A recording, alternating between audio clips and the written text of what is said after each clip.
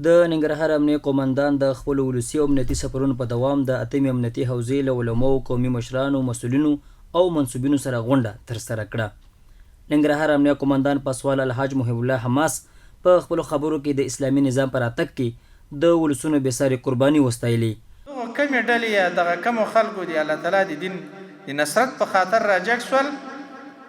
او جهاد ته ادامه ورکړه، خو په څنګ کې ورسره همدغه ولس و، دغه قومي مشران، سپین ږیري، متدین علما کرام دا ورسره ولاړ ول. هغوی په کور کې ځای ورکړی، هغوی په مال، په اولاد، په هیڅ باندې صرف نه ورکول، سو اشغال یې ونړاوه. د اتمې ناحیې قومي مخور ملک عثمان لشته اسلامي نظام او امنیتي ځواکونو څخه ملاتړ او د اسلامي نظام ساتنه د ټولو ولسونو ګډ مسؤلیت وباله. او اسلامي نظام د موږ ملاتړ کوو او ټول ولسونه د خپل دغه حاکم نظام نه لکه څنګه مو چې پخوا دغه د شرخوخو په ضد او د وطن فروشو په ضد باندې ملاتړ کړی، همدا شان اوس هم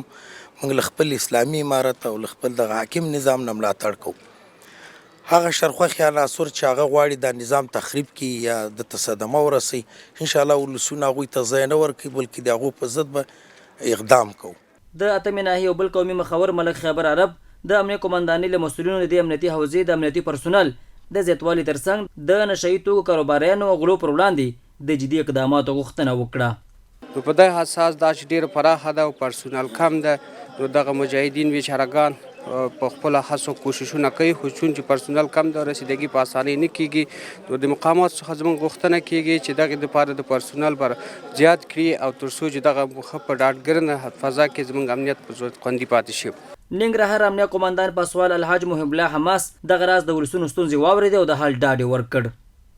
چې تاسې کومې غوښتنې وې دا م راسره نوټ هم کړلې، دلته مې راسره یاداشت کړې هم وې.